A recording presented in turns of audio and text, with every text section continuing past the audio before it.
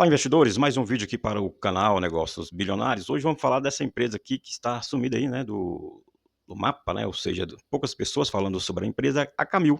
Ela que teve aí uma queda forte no ano de 2024, né, saiu lá dos seus 8 e pouco, R$ 9 e veio parar aqui nos R$ 4,75, de acordo aqui com o Google, no último pregão. Hoje vamos falar dessa empresa, Camil, né, ela que é uma empresa aí do setor de alimentos, né, e depende muito aí do que vai acontecer com o agro, né, e essas commodities, né, aí do agronegócio acabar interferindo aqui muito na empresa, né, feijão, o arroz, né, o, o trigo, né, então é uma empresa aí que acaba sendo penalizada aí também com a queda das commodities agrícolas. Mas antes de continuar, quero agradecer aqui o pessoal que tem inscritos aqui no canal, tem nos ajudado bastante, né? E você que não é inscrito, né, está assistindo aí o vídeo, clica aqui e se inscreva aí no canal, ativa aí o sininho, né, para você ser avisado quando a gente postar mais vídeo e dá um oi aí também no chat, para que o YouTube, né, acabar recomendando aí os nossos vídeos também para mais pessoas. Então, muito obrigado e vamos continuar aqui no vídeo. Então, conforme eu falei, né, ela é do setor de alimentos, né, então ela tem aqui o mercado de atuação dela, né, então ela trabalha com grãos, né, açúcar, pescados e massas, e também café, que está bem caro, né, e aqui também com biscoitos. Aqui a gente consegue ver, né, as marcas, né, da empresa, né, então tem aqui Camil, Namorado, União, Barra, né, Saman, e outros aqui que ela trabalha, que ela indica aqui como que tem alto valor, né. Então aqui são as marcas de alto giro, né, que gira bastante, e de alto valor, que são aqui o pescado, né, e outros produtos aqui também da marca União, da Camil mesmo, né, da Amália, né, Mabel, Toddy, né. E para você que vai investir no ativo, né, no caso aqui a ação da empresa, você precisa conhecer o site do investidor dela, né, que é um site aqui bem interessante para você dar uma olhada aqui, né, e se informar melhor sobre a empresa, né. Então ela tem aqui os resultados. Hoje falaremos, né, do quarto trimestre de 2024, porque o ano safra dela é diferente das outras empresas. Então o primeiro trimestre de 2025 aí da empresa será divulgada em julho, né.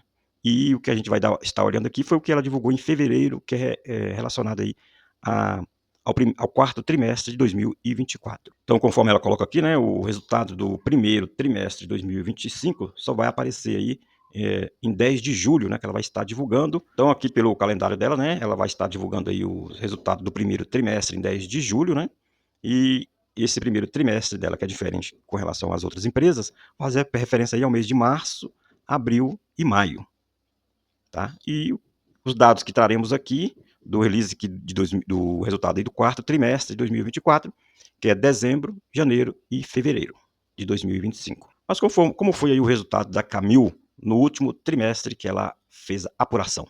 Então vamos dar uma olhada aqui então nos resultados que ela trouxe aqui, né? E vamos olhar aqui o destaque que ela trouxe aí no resultado divulgado aí em 8 de maio, né? Então, a gente percebe aqui que a receita bruta, né, que ela divulgou aí no quarto trimestre de 2024, teve uma alta de 10,7 em relação ao quarto trimestre de 2023, né? Então, uma receita bruta aí de 3,5 bilhões no trimestre. No ano, né, ela teve um recorde, né, de 14,1 bilhões, ou seja, uma alta aí em 2024 de 8,9% em relação a 2023. Uma receita líquida, né, de 3 bilhões no quarto trimestre de 2024, ou seja, uma alta aí em relação ao quarto trimestre de 2023, e 12,3 bilhões também aí em 2024. Então, o lucro bruto dela aqui de 531,5 no trimestre, né, teve uma queda aí em relação ao trimestre do ano anterior. A margem no trimestre foi de 17,7, teve uma queda em relação ao quarto trimestre de 2023, e recorde, né, de 2,4 bilhões, né, no ano, uma alta aí de 5% em relação ao ano 2023. E uma margem aí no ano de 19,5%, uma queda aí de 0,7 ponto percentual em relação a 2023. O EBITDA da empresa, né, foi de 193,9 milhões no quarto trimestre de 2024, né, no último resultado, no último trimestre dela aí, mas uma queda aí de 23, né, uma queda forte, né, de 23,6% em relação ao quarto trimestre de 2023. Uma margem aqui EBITDA de 6,5, queda de 3 pontos percentual também em relação ao quarto trimestre de 2023. Então, aqui, tanto o EBITDA dela quanto a sua margem no quarto trimestre de 2024 teve aí uma queda. E de 907,3 milhões de reais, né, no ano, né, o EBITDA no ano, é uma queda de 0,7 em relação ao ano anterior, com a margem também aí que sofreu uma queda de 0,7 ponto percentual, uma margem de EBITDA de 7,4 no ano. Lucro, prejuízo líquido dela, né? Então ela apresentou aqui um prejuízo líquido de 24,6 milhões no quarto trimestre, né? E um lucro líquido de 217 milhões aí no ano, uma queda aí de 39,8% em relação ao ano anterior, com margem de 1,8, né? No ano, uma queda aí de 1,4 em relação ao ano anterior de 2023. O CAPEX dela, né, e seu desenvolvimento de pesquisa aí também teve um aumento, né, de 41,3% em relação ao ano anterior. No ano, né, ela teve aqui, aportou aí 335 milhões de reais, né, alta de 15,4%, né, em relação ao ano 2023. E o endividamento dela também, né, que é 3 vezes o EBITDA, né, aumentou aí 0,1 ponto percentual em relação a 2023, né. Esse endividamento dela aqui é considerável, né. Então, com isso, a gente consegue olhar aqui os indicadores, né, pelo Status Invest, né. Então ela tem aqui um PL que é baixo, né, bem considerável aí, bem baixo, né, 5,8, ou seja, em média aí, próximo de 6 anos para você ter de volta o dinheiro que você aportou na empresa, né. E o seu PVP, né, que também está bem descontado, né, 52% aqui de desconto, né, ou seja, uma coisa que vale aí R$100, você está comprando a R$48. A margem líquida dela aqui é de 2,31%, né, que é uma margem também dentro dos padrões, né, de empresa desse ramo, né, pode ser um pouquinho melhor. O ROI, né, que é o retorno do investimento que você faz na empresa, né, então está 8,27, né, esse ROI aqui é bom estar acima do CDI, né, então volta aí de 14 a 15 aí dentro de um parâmetro bacana. Os indicadores de crescimento, né, 17,84%, né, o aumento que ela teve na receita em 5 anos, né, e o lucro dela aí em 5 anos foi de 3,60%, 3,6% de aumento nos últimos 5 anos. Então a empresa continua pagando aí a todos os trimestres, né, os seus JCP, né, e também dividendo que conforme ela pagou aqui no 10/9 de 2024 e aqui em 10/6. Mas em média ela paga aí todo trimestre, 5, 6 centavos, né, e o dividendo que ela paga aí é bem baixinho mesmo aqui. No ano passado foi menos de 2 centavos aqui em 10/9, né, que ela pagou, e aqui também em 10/6. Olhando aqui o patrimônio líquido da empresa, né, gira aqui em torno de 3,4 bilhões de reais, uma dívida bruta dela aqui extremamente alta, né, acima do seu valor patrimonial, de 5,5 bilhões de reais, mas ela tem aqui em caixa uma disponibilidade de 2,5 bilhões de reais, o que diminui essa dívida para 2,9 bilhões de reais. O valor de mercado dela é de 1,6 bilhões de reais, ou seja, tem um patrimônio líquido aqui de 3,4, o valor de firma dela é de 4,6 e o mercado está pagando aqui 1,6 pela empresa. Então, o desempenho recente e os desafios, né, do ano fiscal 2024, então ela teve aí resultados fracos, né, encerrou aí com alguns resultados em baixa.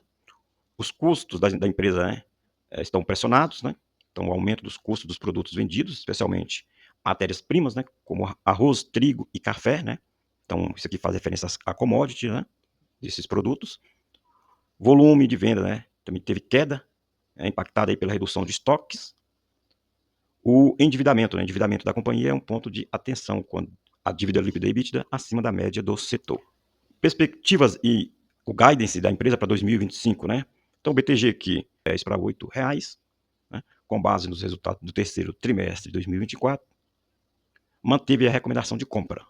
Ajustou a estimativa de EBITDA dela para 2025, né, de 1,1 bilhão de reais, né, para 923 milhões de reais.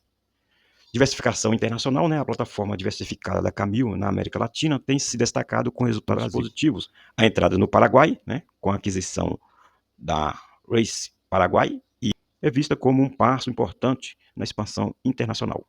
Potencial de recuperação de margens, né, então a expectativa é que com o tempo, né, a melhoria nos custos, né, e a gestão de estoques possam impulsionar aí um forte crescimento nos lucros. A empresa espera compensar aí a redução nos preços do arroz com as novas operações no Paraguai.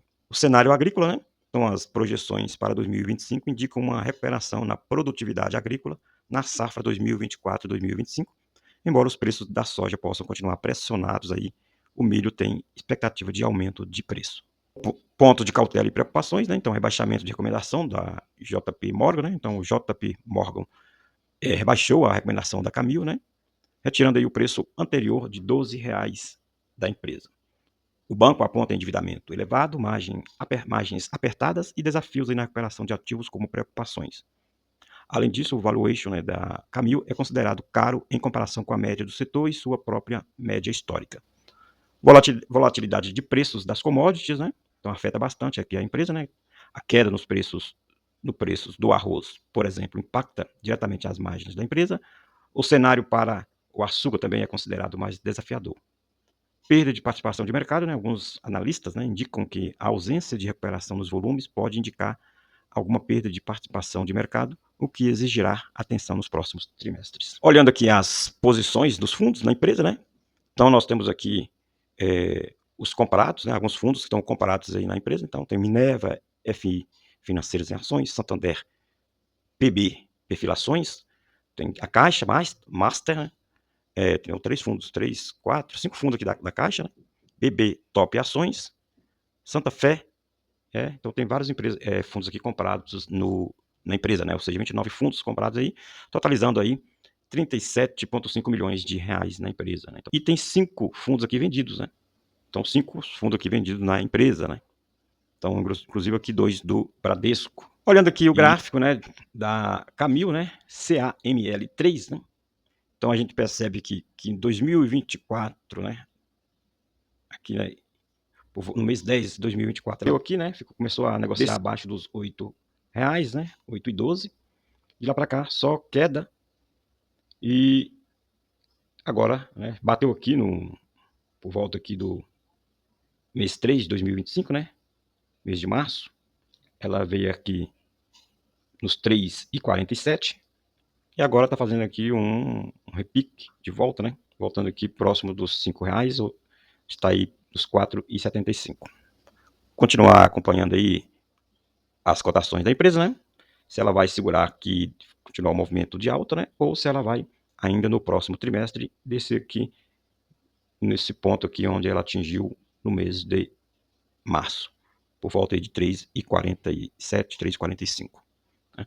Então acompanhar, a empresa está no ponto aí em que a expectativa é que a melhoria aí nas commodities, né, agrícolas, né, que influencia aí os preços, né, dos produtos da empresa melhore, né, e com a entrada dela aí no Paraguai também tragam novos indicadores melhores aí para a empresa, né, refletindo aí no seu lucro líquido, né. Então vamos acompanhar. Para quem tem interesse, né, a gente sempre compra a ação quando ela bateu praticamente o fundo, né, apesar da gente nunca saber o fundo, mas aqui nessa faixa dos R$3 a R$4, ela está aí num bom preço, considerando aí os indicadores que nós analisamos ali, tanto o PL quanto o PVP da empresa. Então é isso, pessoal. O vídeo de hoje foi da Camil, né? CAML3. E quero agradecer aqui o pessoal que tem inscrito no nosso canal. Mais uma vez, você que está assistindo aí o vídeo, né? Se inscreva se não é inscrito. Coloca aí um oi no comentário aí pra gente e dá um joinha aí para que o YouTube, né, recomenda mais aí os nossos vídeos, tá bom? Então, muito obrigado, um abraço e até o próximo vídeo.